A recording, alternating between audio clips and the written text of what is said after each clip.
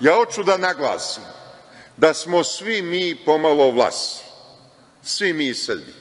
I kad su Srbi došli na Balkan u 7. veku, zatekli su romansko stanovništvo koje se nazivalo Vlasima, koje su pre toga Avari skoro uništili i asimilovali smo ih. Dakle, svi smo i Vlasi. Koliko smo Vlasi? Utoliko koliko se srpski jezik danas razlikuje od ruskog u fonetici. Mi smo, zahvaljujući vlaškom kao romanskom jeziku, stekli fonetiku koja je danas sličnija talijanskoj nego ruskoj.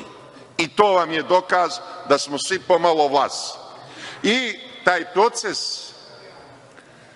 apsorpcije Vlaha nije sasvim dovršen u Timočkoj krajini, tamo je još ostao jedan broj tih izvornih Vlaha koji su dosta posrbljeni, imaju srpska imena i tako dalje.